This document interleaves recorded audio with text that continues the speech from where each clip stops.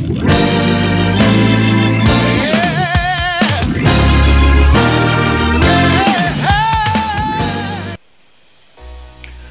sa isin na kanigapor nga sobrang ay kublifi, may rechat Ayurveda morning. Barlok nga kuan pentip ifi matakasngi ba ka may rechat Ayurveda business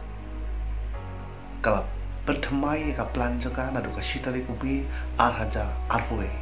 but ya kanika plan thamai itip ka kum ka dream unlimited kadika plan ka ba best ba na mataki Barlok ki bakwa ban kamai but kadika lat ka kabu yang ngai phi but ya ki weiru ki Barlok ki ban patip ka nila apne share lang ka bakari ka kabu ingi wei tu wei ki bom don kam don jam let's say bom don kano kalat kamai kadika kabu lingba kadika mai chat Ayurveda but lingba kadika plans unlimited dream ti pada phi kwa ban tip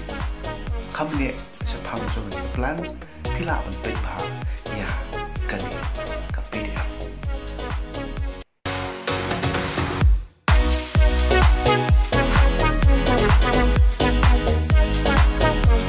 Bat kami ke plan ke Aishibun ke Jimutoy kum ke retailer profit,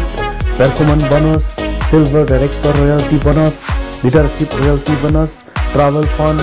car funds, house funds, bat brand ambassador bonus.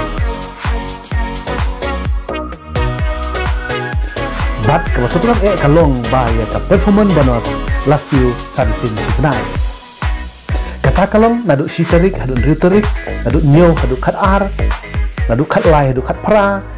nadu kat kandai hadu arpusau, bat nadu arpusan hadu life hole lane life way kat kum kejingkut jong ubunai. Bat ginu ki Barlok ki bakwa ban yo ikan ka performance bonus man kata yo ki hab ban maintain lane ban thik kial la kum no rius pa vivi halane shua ka hinru tarik man ubunai. Bat ya ki bomla ban le bat ne maintain ya ka rius pa vivi hane shua jo kan riu tarik. Kila an maintain hakateo ke baar de ke balai de ke basau de ke basandu menilai tang baki du no te jing mentoy jong kate katayo bladam bat ye ki fon pat onsiu shisin hakashibna